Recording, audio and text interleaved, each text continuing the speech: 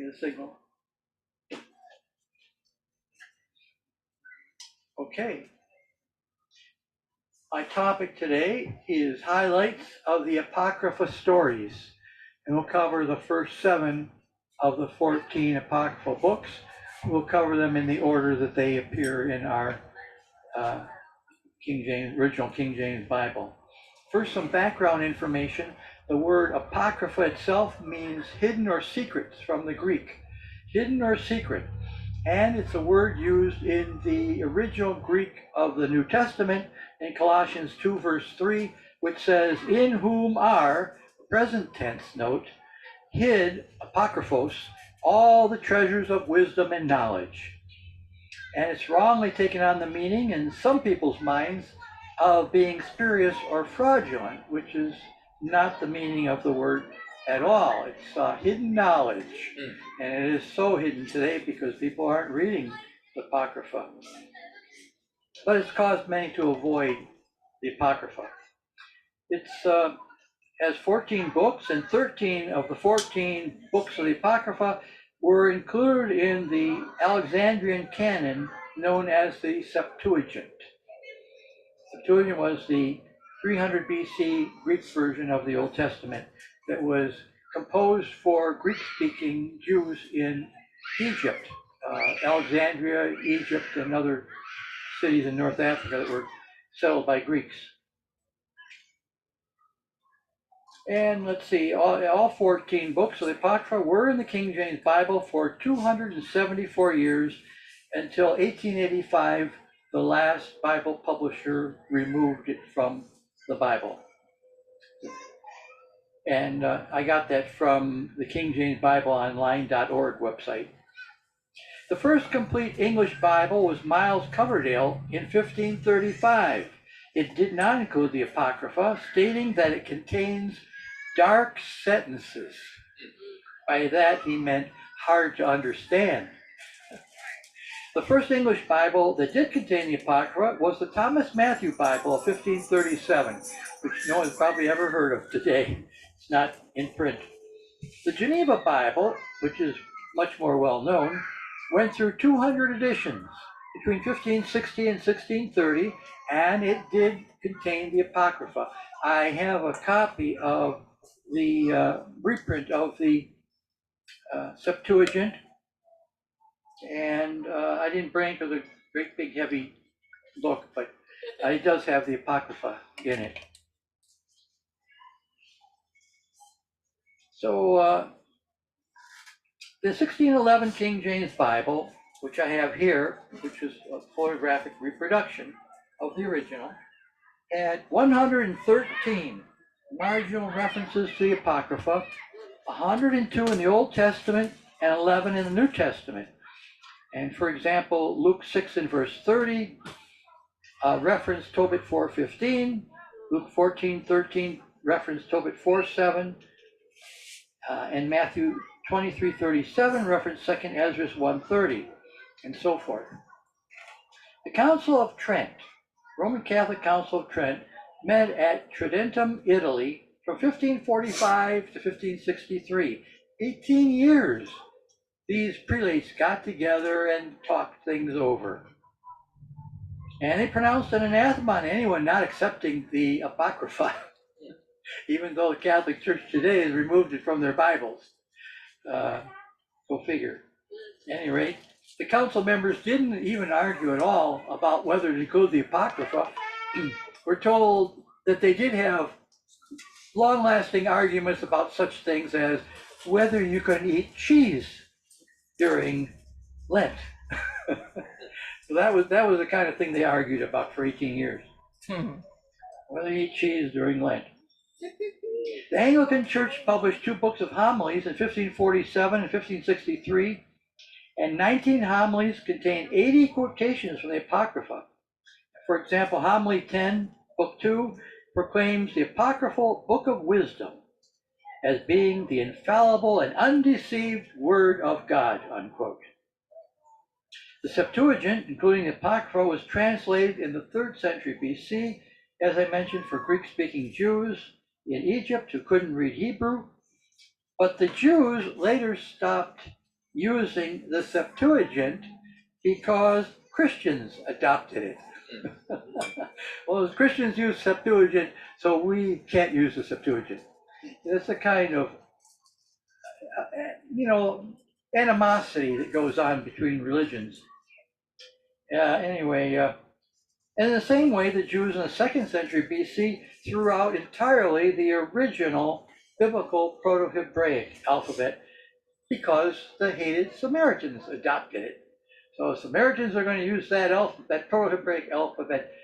We can't use it, throw it out, and that's when they developed the new square Hebrew letters that everyone equates with the Hebrew alphabet. So the original Septuagint included Psalm 151, not 152 through 155, but it did include Psalm 151, which now you can only get in some printings of the Dead Sea Scrolls. My copy of the Dead Sea Scrolls does not have Psalm 151 through 155, so it depends on Kurt and whoever else has a copy of the Dead Sea Scrolls that has that in it. The early Christian scholar Jerome said that many people in his day wanted to reject the New Testament book of Jude because it quoted a verse from the book of Enoch, which is not in the Apocrypha, by the way. And that's Jude verses 14 and 15, which quote 1 Enoch 1 verse 9. However, the Apostle Paul quoted a line from the Greek pagan play Thais by the poet Menander in 1 Corinthians 15:33. But nobody wants to throw out 1 Corinthians or the Apostle Paul. Paul at Athens quoted the pantheistic hymn to Zeus by the Stoic philosopher Cleanthes in Acts 17:28. And additionally, Titus 1:12 quotes the Greek pagan writer Epimenides about the Cretans being liars.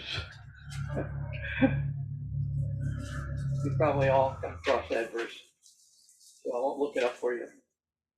William Shakespeare named his 2 daughters after the twin heroines of the Apocrypha. Does anyone know who the 2 heroines of the Apocrypha are? Judith. How well do we know our Apocrypha? Judith. Judith, yes, that's one. Susanna. Susanna, yes. Judith and Susanna, which are still popular Christian names. My sister Suzanne, that's just a variation of Susanna. My mother was Anne, short form of Susanna. And I know another girl named Susanna. And Shakespeare, in fact, borrowed from 11 of the 14 apocryphal books in his plays. So he wasn't afraid of using the Apocrypha. It's a little known fact, rather interesting fact, that British sovereigns are crowned holding a Bible which must contain the Apocrypha. And an embarrassing situation occurred during the coronation service in 1901, King Edward VII's crowning, when they were about to crown the king, and they noticed that this beautifully bound leather Bible that the London Bible Society had prepared did not contain the Apocrypha. And so they had to scurry around and find a copy of a Bible with the Apocrypha in it, stick it in the king's hands for his coronation. It was a rather funny episode that happened back in 1901. Stories from the Apocrypha figure very prominently in Christian art. When I go to England, I always visit the beautiful artwork in the London Gallery, which is right across the street from a church that I often invite to preach at. And in that London Gallery, they have a beautiful painting of Tobias and the Angel by Renaissance painter Domenichino. Beautiful, beautiful painting. And also another one, Susanna and the Elders by Rennie and Karachi, both on display at the British National Gallery. But you don't need to go that far to see artwork of the Apocrypha. You can go right down here to the Detroit Institute of Arts, which I did. I took my family last year, and they have on display a beautiful, rather striking painting of Judith holding the head of Holofernes. It's quite a painting. We're seeing Judith is depicted holding up in the air the severed head of General Holofernes from the Book of Judith. It's quite a painting. Beautiful painting, by the way, but maybe not for little children. And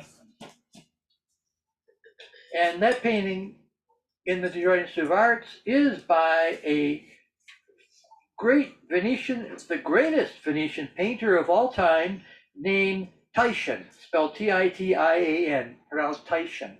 He was the greatest Renaissance painter. And Detroit Institute of Arts has that famous painting on display, which we were able to see last year. Well, we're seeing, as if you live in the 3 near counties, you can get in to see it free. And finally, one other introductory remark. The Apocrypha has been at times the subject of furious debate over its worthiness. And as I mentioned, the Roman Catholic Council of Trent pronounced anathema on anyone not using the Apocrypha as being sacred and canonical. But conversely, in the early 19th century, the Scottish Edinburgh Bible Society denounced the Apocrypha and forbade its circulating. It was around 1806, if I remember right, something like that. And their strong attack by this Bible Society was said to be a major reason that copies of the Bible began appearing without the Apocrypha. And it also, as a sub-reason, made the published Bible lighter to carry and cheaper to produce, cheaper to buy. It's another reason they gave for leaving it out. I mean, that's kind of silly. You could leave out the book of Revelation and say, well, it'd be cheaper without it. But anyway, so let's begin with the first of the 14 books of the Apocrypha, First Esdras. The book begins at the time of the Great Passover of 622 BC, in the 18th year of King Josiah, whose actual Hebrew name, Yoshiyahuah, means healed or supported by Yah, supported by Yahuwah. He was the 16th king of Judah, reigned 640 to 609 BC, and this was a full century after the house of Israel was carried into exile by the Assyrians, and it was a quarter of a century before the Babylonians came and conquered the city of Jerusalem. So some scholars believe that the books of Ezra and Nehemiah in our Hebrew Bible were derived from the apocryphal book of First Esdras. And other scholars think that they were all derived from a common lost original. So either way you look at it, the Apocrypha was very important to the books of Ezra and Nehemiah in our Hebrew Bibles, yet nobody reads First Esdras. The central story, and I should also mention that the famous Jewish historian Flavius Josephus used First Esdras as his source for his history of the Jews. He did not use Ezra and Nehemiah as his source, and he never really stated why. He apparently considered it more accurate or more reliable, supposedly. I don't know why else he would have done that. The central story in First Esdras, chapters 3 to 6, is an interesting tale of the 3 guardsmen. You had 3 Persian guardsmen guarding the king, who apparently had little to do all night but stand around being bored, and so they came up with a little riddle, a little challenge. They said, let's all decide the answer to a riddle, and the riddle is, what is the strongest thing in the world? who can name the strongest thing in the world? And so they gave themselves a period of time to think this over. And in the meantime, the king of Persia got wind of this, and he wanted to know what their answer was to the strongest thing in the world too. So it kind of went beyond the three guardsmen. Gossip travels far. And so they got together at the appointed time, and the first guardsman said, I know what the strongest thing in the world is. It is wine. Wine is the strongest thing. After all, the power of wine affects all men, no matter their station in life. And it's worth reading a few verses so you get the flavor of this in chapter 3, verses 17 to 24 of First Esdras.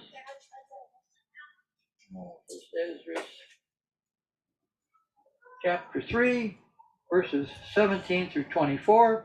And he said unto them, Declare unto us your mind concerning the writings. Then began the first, who had spoken of the strength of wine.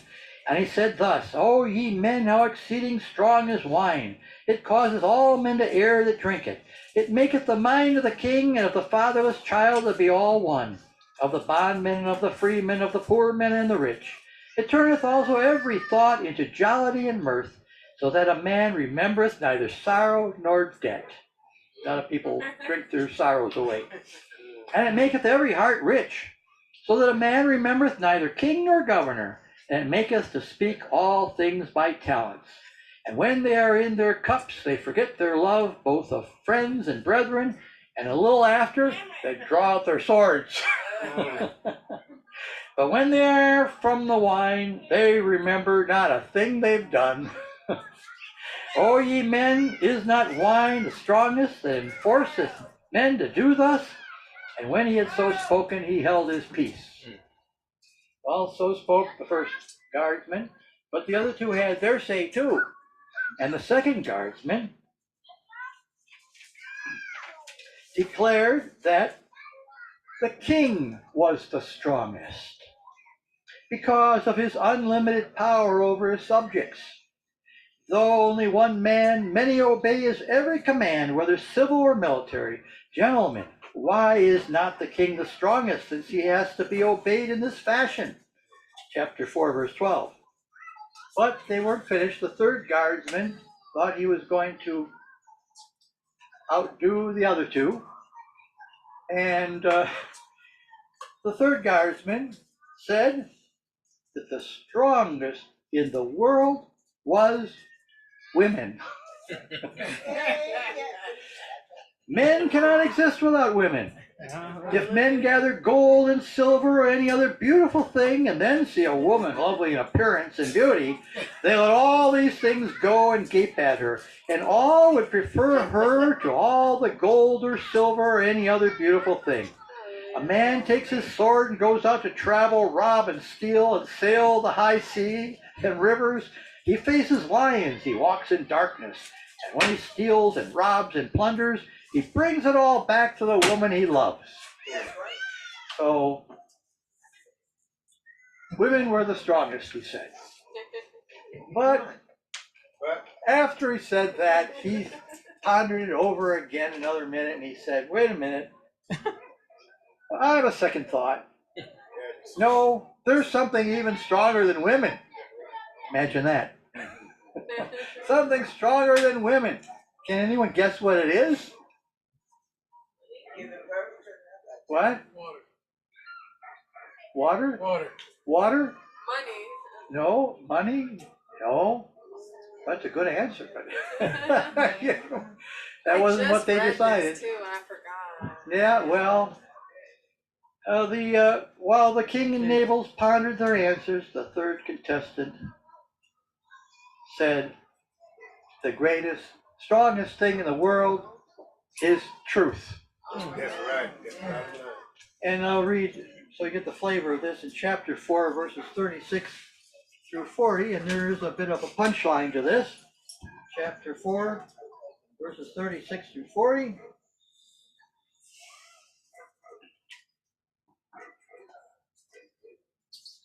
All the earth calleth upon the truth, and the heaven blesseth it. All works shake and tremble at it, and with it is no unrighteous thing. Wine is wicked, the king is wicked, women are wicked, all the children of men are wicked, and such are all their wicked works, and there is no truth in them. In their unrighteousness also they shall perish. As for the truth, it endureth, and is always strong. It liveth and conquereth forevermore. With her there is no accepting of persons or rewards, but she doeth the things that are just, and refraineth from all unjust and wicked things, and all men do well like of her works.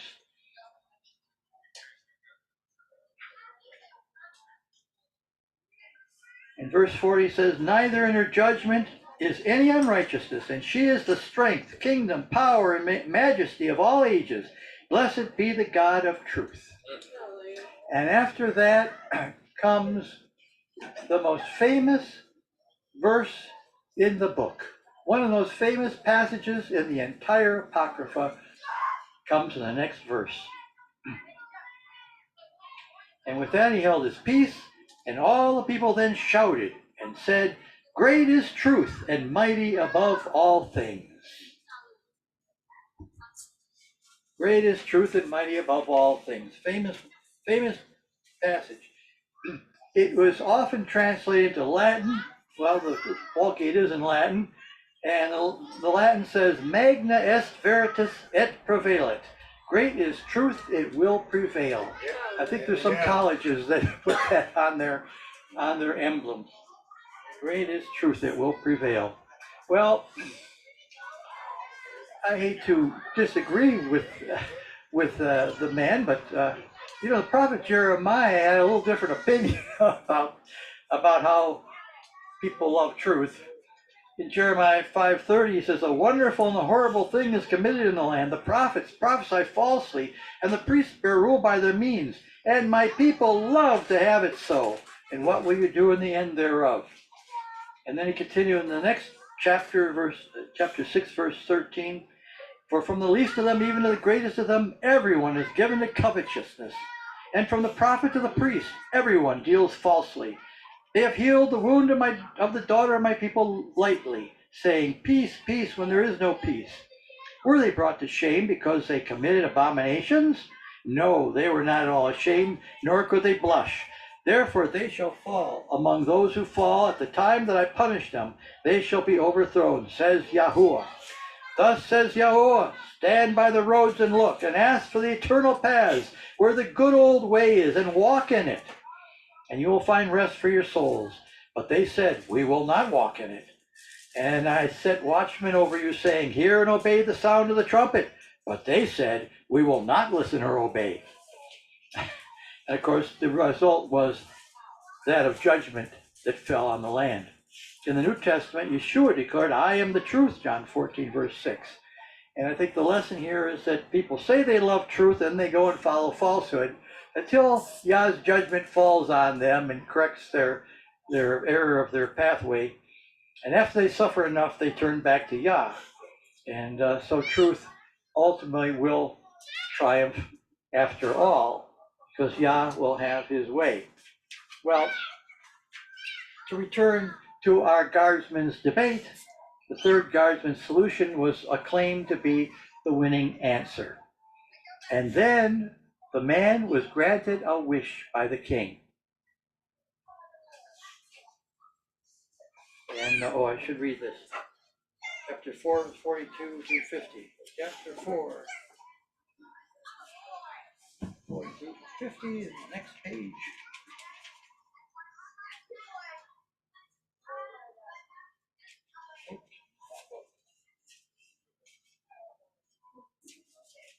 Chapter 4, 42 through 50.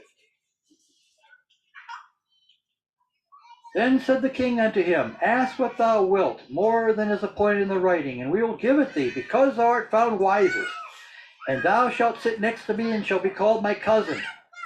Then shall he say to the king, remember the vow which thou hast vowed to build Jerusalem in the day when thou camest to thy kingdom, and to send away all the vessels that were taken away out of Jerusalem, which Cyrus set apart, when he vowed to destroy Babylon and to send them again thither. Thou hast also vowed to build up the temple which the Edomites burned when Judea was made desolate by the Chaldees. And now, O Lord the King, this is that which I require and which I desire of thee, and this is the princely liberality proceeding from myself. I desire therefore thou wilt make good the vow, performance whereof with thine own mouth thou hast vowed to the King of heaven. Then Darius the king stood up and kissed him and wrote letters for him to all the treasurers and lieutenants. So if you wondered how the Jews got permission to rebuild their temple, it all went back to this little debate that the guardsmen had that kind of got out of hand, got beyond their own little circle. And the king granted a wish, and the guardsman, not thinking selfishly of himself, wanted to see the temple of Jerusalem rebuilt. But note a couple of other important points in the text that are not generally known. In chapter 4, verse 45, we learn that when Babylon conquered Judea, it was the Edomites, Israel's ancient hated enemies, that burned the temple of Jerusalem, not the Babylonians. Furthermore, in verse 50, the Edomites had taken over the villages of Judah, whose inhabitants had been deported to Babylon. Is this a prophetic foretype?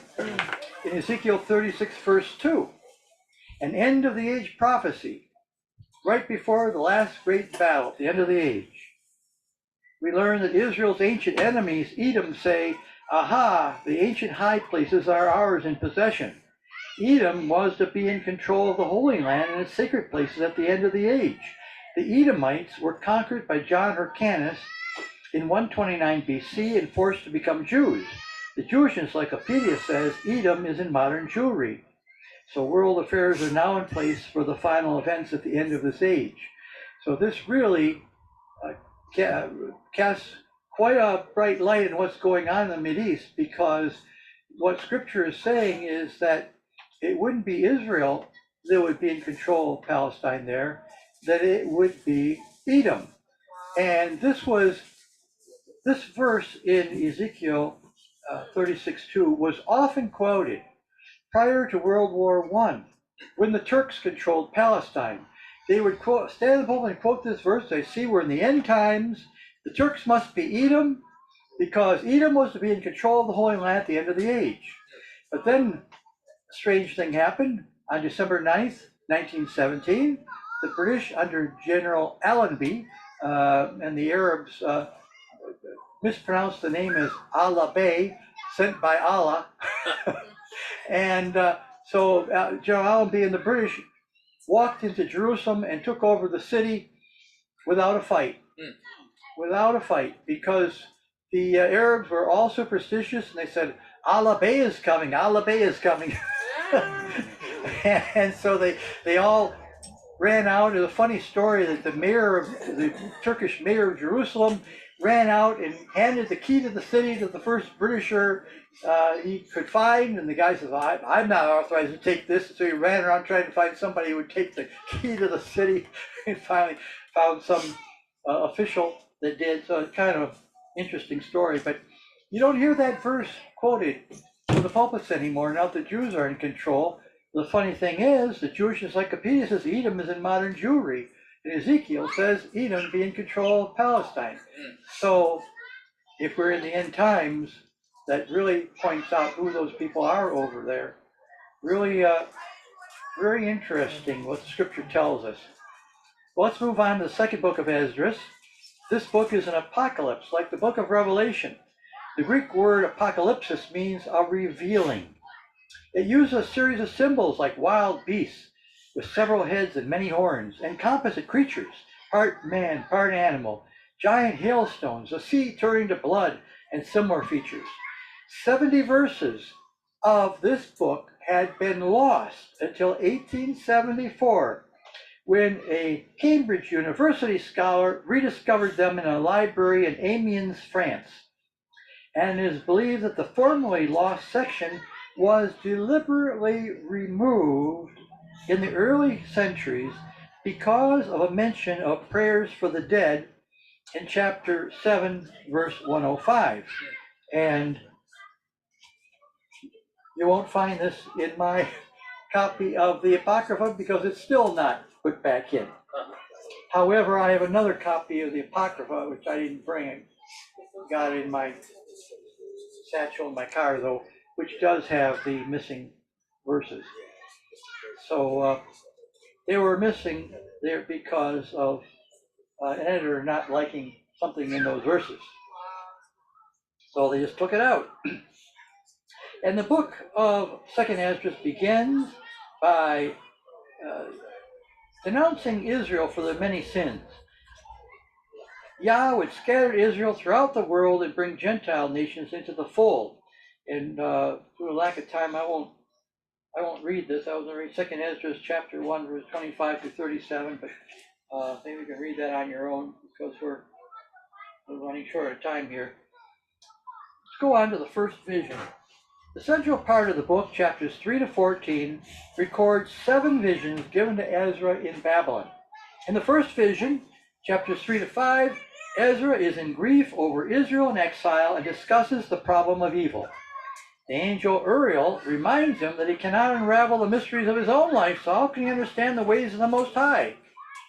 Man, being human and finite, cannot understand the heavenly and the infinite. Ezra responds that he only seeks to understand why the Torah law of our fathers has been made of no effect and why the seeming failure of the covenants. We pass out of this world as grasshoppers. I saw a few of them out there this afternoon. The angel replies that the righteous will understand these things in the age to come. The angel says, you cannot comprehend the things that are promised to the righteous in time to come, for this world is full of unrighteousness and infirmities. But as concerning the things whereof thou askest me, I will tell thee. For the evil is sown, but the destruction thereof is not yet come. If therefore that which is sown be not turned upside down, and if the place where the evil is sown pass not away, then it cannot come that is sown with good. Chapter 4, verses 27 through 29. And this was a quarter century before this prophesied destruction of Jerusalem by the Babylonians.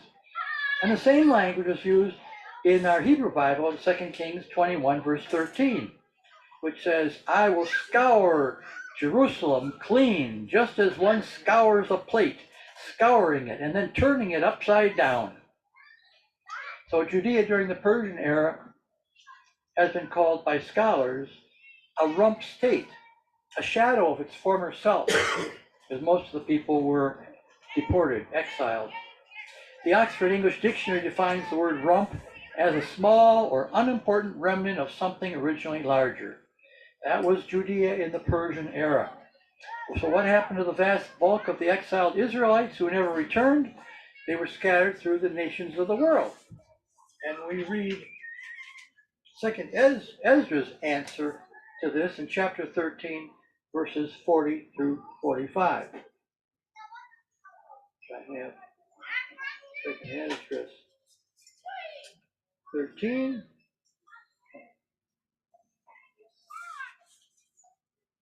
(40 through 45) says, these are the 10 tribes which were carried away prisoners out of their own land in the time of Hosea the king, whom Shalmaneser the king of Assyria led away captive, and he carried them over waters, and so came they into another land.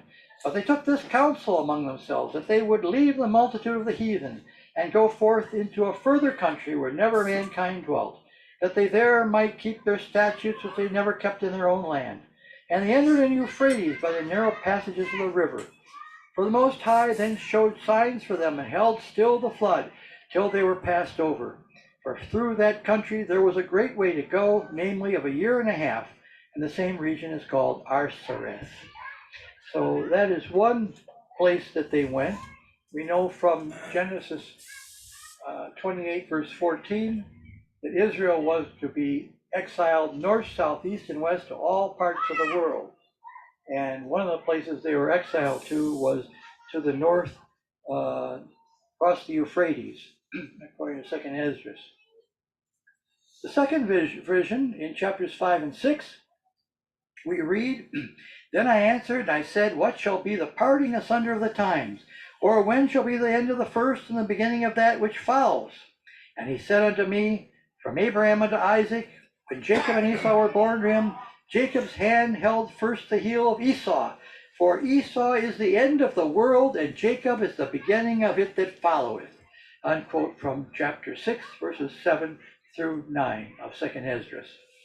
The age-old struggle for the birthright between Esau Edom and Jacob Israel is here described as continuing right to the very end of this age, with Esau in control of the Holy Land until Jacob triumphs in the coming age.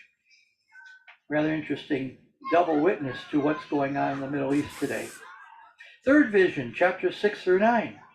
A fast of 7 days leads to Ezra's inquiries to Elohim. The main message here is a description of the final judgment and future state of the righteous and the wicked. Yah's Messiah will reign 400 years, followed by resurrection day and final judgment. Finally, the signs accompanying the end of the age and day of judgment will come. It says 400 years rather than 1,000, but remember, this is all symbolism, and 400 is the symbolism for rebellion. So he's saying here that there's going to be rebellion until Messiah comes. So I don't take it necessarily literally 400 years. I take it by the symbolism of the 400, meaning of the 400. There'll be a time of rebellion when Messiah will come. The fourth vision, chapters 9 and 10, Ezra gives an emotional lament over his people and sees a woman in deep lament. She suddenly vanishes and a beautiful city appears, which the angel Uriel explains is the heavenly Zion. Chapter 10, verses 25 through 29. The fifth vision, chapters 11 and 12. Then we're given an allegory of an eagle rising from the sea with 3 heads, 12 large wings, and 8 smaller wings. A roaring lion arrives and denounces the eagle for its tyranny and oppression. Chapter 11, 36 through 46. Asking for an explanation of the vision, Ezra is told the eagle represents the 4th kingdom of Daniel's vision. And that's found in Daniel 7 and 8. And Daniel's 4 kingdoms, of course, were Babylon, Medo-Persia, Greece, and Rome. So the 4th kingdom he's speaking of here was the Roman Empire. 6th vision in chapter 13. A wondrous man arises from the sea who annihilates all of his enemies. He gathers a peaceable multitude to himself. Ezra awakes and prays for an interpretation of the vision. He's told that the man is the Messiah.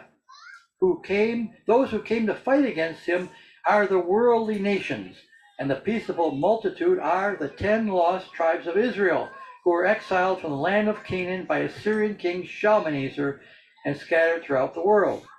Shalmaneser IV, by the way, was son of Tiglath-Pileser and reigned 726 to 721 BC and conquered the 10 tribes of the northern house of Israel, exiling them to remote parts of the Assyrian Empire. And he died at the time of the fall of Samaria, which fell after a 3-year assault, and was succeeded by Sargon under rather mysterious circumstances. And there's been some scholarly articles about this. Some believe that Sargon, who was the general, executed or killed the king, Shalmaneser IV, and took the throne. It's also possible, I suppose, that he simply had a heart attack and died. So I don't know. We don't really know.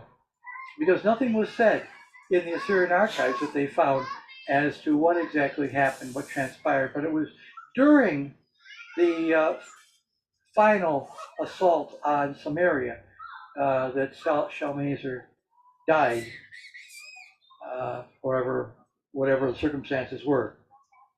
And interesting concerning the lost tribes of Israel, if any of you have read the standard English version of Flavius Josephus' works, it's done by the famed scholar William Whiston, who lived in the 18th century. And another of his attempted accomplishments was he tried to popularize the idea that the Oriental Tartars were the lost tribes of Israel. So he misunderstood the fact that the Turkish tribes, such as Khazars and Avars, ancestors of Ashkenazic Jewry, are actually not Hebraic but converts to Judaism, and they're 93% of modern Jewry today. descended from Khazar, Turkish tribes, Khazars and Avars. Seventh vision, chapter 14. In this final vision, Ezra is addressed by Elohim while sitting under an oak tree. And that's rather significant. You see a lot of times significant things happen in the Old Testament under an oak tree. He's told that in his lifetime is coming to a close and the end of the age is coming. Ezra pleads for his people who will be left without a teacher when he dies. And the end of the age is coming. And he's told to obtain a quantity of writing material and 5 scribes. He dictated to them for 40 days, according to chapter 14, verse 42. They produced 94 books, all these scribes in 40 days, of which Ezra was commanded to publish 24 of them, which constitute the core of our Hebrew Old Testament. The other 70 books remained hidden as apocalyptic writings. Ezra's life then ended with some Oriental versions claiming an assumption to heaven where others do not. So there's 70 apocalyptic writings, and so not just the 14 in the Apocrypha. Now here's some interesting parts about Second Esdras of historical importance. In 2015, autumn of 2015, I spent 3 weeks in England, and one of the groups that I spoke to was a church in Oxford, England, where the famous university is. And my guide took me around to see the sites, including the spot where the Reformation martyrs were burned at the stake. And nearby is a beautiful, large monument to their memory. There are hundreds of people who were burned at the stake by the Roman Catholic authorities for the crime of being Bible believers rather than Pope believers, following Scripture rather than the traditions of men in the Catholic Church. And I was there, I read the story about this, and rather famous words. Latimer's famous last words to Ridley were, "Be of good comfort, Master Ridley, play the man. We shall this day light such a candle by God's grace in England as I trust shall never be put out." And he was quoting from 2 Esdras 14, verse 25, which says, "I shall light a candle of understanding in thine heart, which shall never be put out." So rather interesting. The last words of this famous martyr were quoting from book of 2 Esdras. Going back a little further in time, to the time of Christopher Columbus. Rather interesting story about him. Have you ever read about the life of Christopher Columbus? He was inspired to sail west across the ocean to discover America after reading 2 Esdras 6, verses 42 through 52. Verse 42 in particular states, "Upon the 3rd day of creation thou didst command that the waters should be gathered in the 7th part of the earth. 6 parts hast thou dried up and kept them, to the intent that of these some being planted of Elohim and tilled might serve thee." So Columbus took this passage to mean that water covered only 1/7 of the earth, and therefore it would not be an unusually long journey to travel west over the ocean to find land. Well, the earth was considerably bigger than he thought, but he got there eventually anyway after 3 months of sailing. But if he had not read 2 Esdras, he might never have sailed to America, and there'd be no Columbus Day. Let's move on next to the book of Tobit. One of the most widely read books in the Apocrypha is Tobit. It's an adventure story with moral lessons that we can all learn from. Do you follow the golden rule in Matthew 7:12 and Luke 6:31? It's based on Tobit 4:15. What you hate, do not do to anyone. It's a negative form of the New Testament golden rule. Rather interesting. The description of the New Jerusalem in the book of Revelation parallels the prayer of rejoicing in Tobit 13, verses 16 through 18, which reads, For Jerusalem shall be built up with sapphires and emeralds and precious stones, thy walls and towers and battlements with pure gold. And the streets of Jerusalem shall be paved with beryl and carbuncle and stones of Ophir. All her streets shall say, Hallelujah. And they shall praise him, saying, Blessed be Yahuwah, which extolled it forever. Rather interesting that this was the inspiration, perhaps, of John's talk about the New Jerusalem in the book of Revelation. Tobit's message is that Elohim allows trials and temptation to come into our lives, yet he has a special care for us in the midst of suffering, which often brings us to a happy ending. Tobit was an Israelite of the tribe of Naphtali, one of the northern tribes of the 10-tribe house of Israel. Although all of his relatives disobeyed the biblical dietary laws, he only ate kosher food, kashrut, and maintained a faithful devotion to Elohim in the midst of the sin and wickedness going on around him. As a result, he obtained favor in Yah's sight. He was truly a role model for us today. We read in 2 Kings 15:29, in the days of Pekah, king of Israel, came Tiglath-Pileser, king of Assyria, and took Ayan and Abel-Beth-Maachah and Genoa and Kedesh and Hazor and Gilead and Galilee, all the land of Naphtali, and carried them captive to Assyria. So Pekah reigned for about 20 years until either 732 or 731, and his conquest was in 732 BC, 10 years before Tiglath-Pileser's son, Shalmaneser IV, returned to conquer the remaining tribes of the house of Israel and exile them to Assyria. The Syrians did not invade the land of Judah until another two decades later in 701 BC, 10 years when they conquered and exiled 40 of the fenced cities of Judah. All of Judah was conquered and exiled by the Assyrians, except for the city of Jerusalem. And that would have fallen too, except for the earnest prayers at the last minute of Judean king Hezekiah. There remained for the Babylonians almost 125 years later of exile, the inhabitants of Jerusalem who remained. So this is the great unknown exile, Assyrian exile. Few people read their Bibles, and few of them realize that most of Judah was taken in the Assyrian exile of 701 BC, and presumably placed in the same cities as the other Israelites of the house of Israel who had been exiled 2 decades earlier. So there was very little left, and as I mentioned, scholars say Judea during the Persian era was a rump state, a shadow of its former self. Very, very, very low populated during the Persian era because most of the people were exiled, and as we know, very few returned. Ezra 2, verse 64.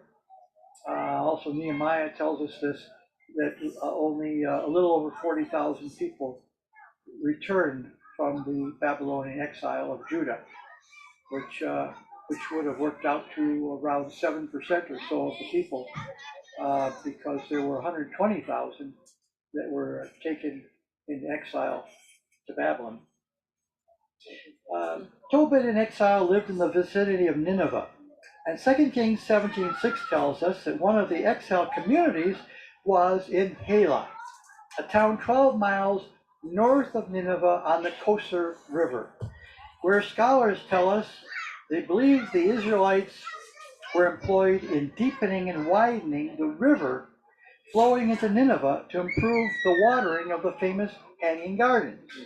Now, you've heard all of the fairy tale stories about the hanging gardens of Babylon, and that is not correct. If you go to the scholarly works in the library, that has been totally debunked. They've gone over all of the area of ancient Babylon. There's no place that any hanging gardens could have been. So what happened was, in the Middle Ages, a historian talked about Babylon, about the hanging gardens on the Tigris River in Babylon. And of course, Babylon was not on the Tigris River, it was on the Euphrates River. So he had things pretty mixed up there, and that caused the confusion where people think that the Hanging Gardens were in Babylon. Actually, if you go to the British Museum, as I have, they have a floor-to-ceiling, large wall carving of Nineveh, showing this in the middle of the large town, like 7 mile wide town, is the hill or mountain, small mountain Koyunjuk. And on this carving, you show all these beautiful plants and flowers going all the way to the top. Well, that area was a very dry, waterless, got very little rain. So where do all these plants come from? Because of the water from the mountains flowing down the Koyunjuk River, widened by the Israelite exiles, by the way, flowing underneath the wall right into the city of Nineveh. And the Assyrians invented an early form of a water screw. Very fascinating article in the theological journals about this, archaeological journals. They invented the water screw, and with the water screw, they took the water from the Koyunjuk River and brought it up the hill and watered all these plants and flowers. And if you look at the wall carving in the British Museum, the Hanging Gardens of Babylon were not on a man-made tower. They were on a large hill or small mountain. And so, things got really mixed up, and once traditions of men get started, it's very, very difficult to correct them. But doesn't mean that we have to go along with the traditions of men. So at any rate, in the book of Tobit, he was allowed to travel freely between Nineveh and Rajiz, a town in Media. The town is still there, by the way, Rajiz, a town in Media where some of the Israelite exiles were settled. Some modern scholars state that the book of Tobit, they believe, was indeed written at the time the events occurred. Events took place, and may originally have been written, they think, on cuneiform clay tablets, of which there are thousands that they have not yet deciphered. There remain thousands of these tablets that they yet have to read. And the book of Tobit may be among them.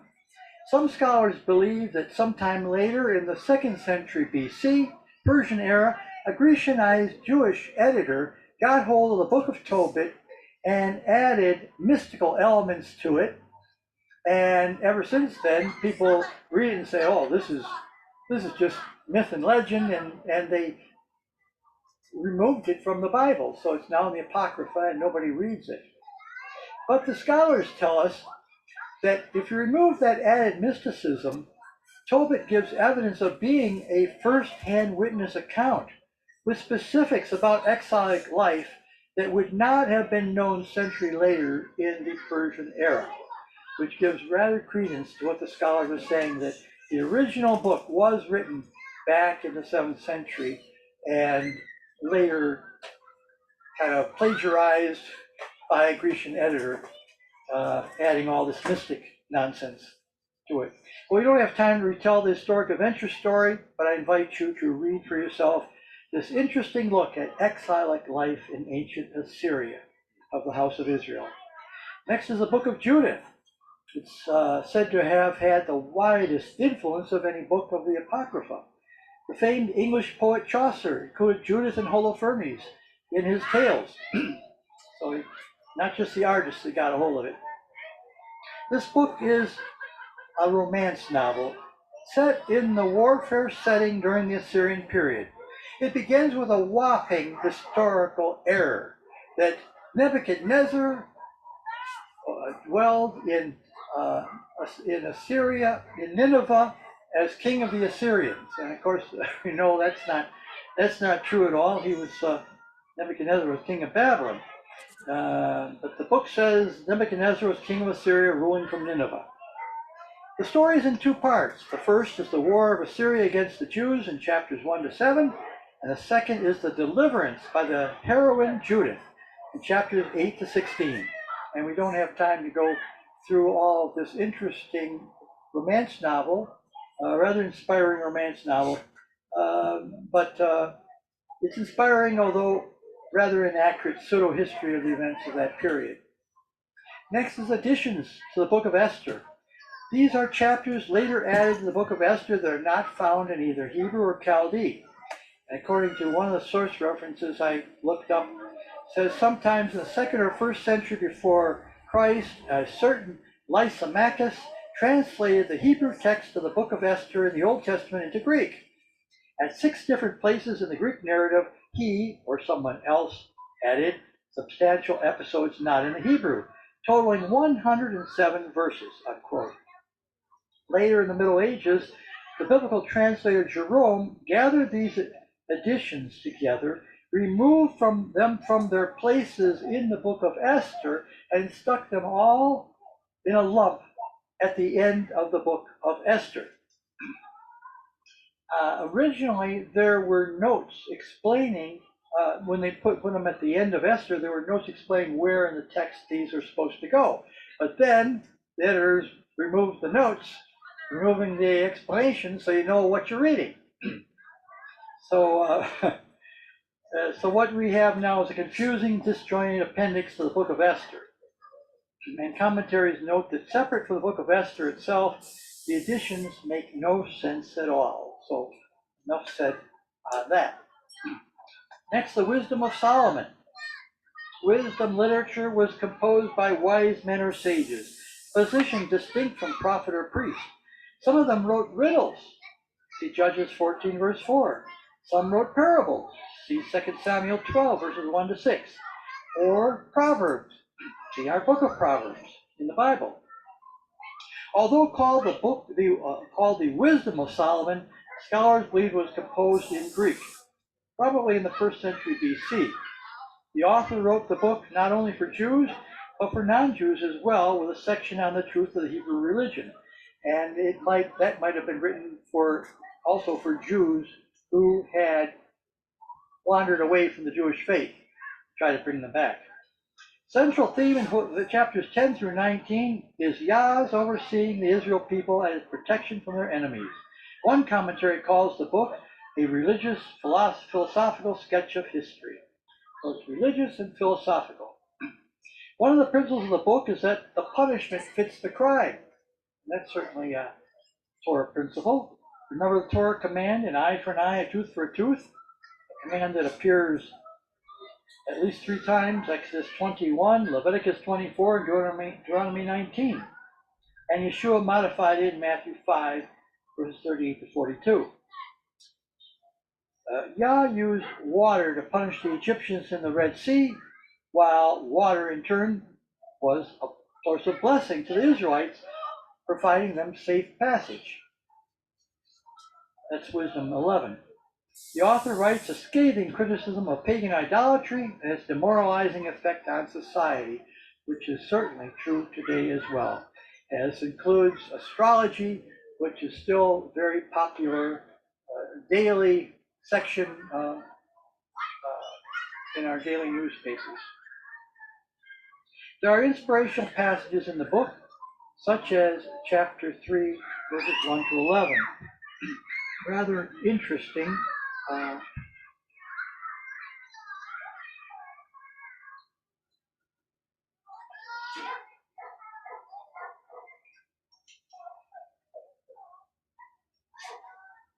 Unlike my Bible, I haven't memorized the order of the books in the Apocrypha. Here we are. Wisdom of Solomon, chapter 3, verses 1 to 11. Chapter 3. Rather inspiring passage I wanted to share with you. It says, But the souls of the righteous are in the hand of Elohim, and there shall no torment touch them. In the sight of the unwise they seem to die, but their departure is taken for misery, and their going from us to be utter destruction, but they are in peace. For though they be punished in the sight of men, yet is their hope full of immortality. And having been a little chastened, they shall be greatly rewarded. For Elohim proved them and found them worthy for himself, As gold in the furnace hath he tried them, and received them as a burnt offering. And in the time of their visitation they shall shine, and run to and fro like sparks among the stubble. They shall judge the nations and have dominion over the people, and their Lord shall reign forever. They that put their trust in him shall understand the truth, and such as be faithful in love shall abide with him. For grace and mercy is to his saints, and he hath care for his elect. But the ungodly shall be punished according to their own imaginations, which have neglected the righteous and forsaken Yahuwah. For whoso despiseth the wisdom and nurture, he is miserable, and their hope is vain, their labors unfruitful, and their works unprofitable. So there's a lot of inspiring passages here in this book, Wisdom of Solomon. Now, some historical, I like to give a little historical, interesting tidbits with these.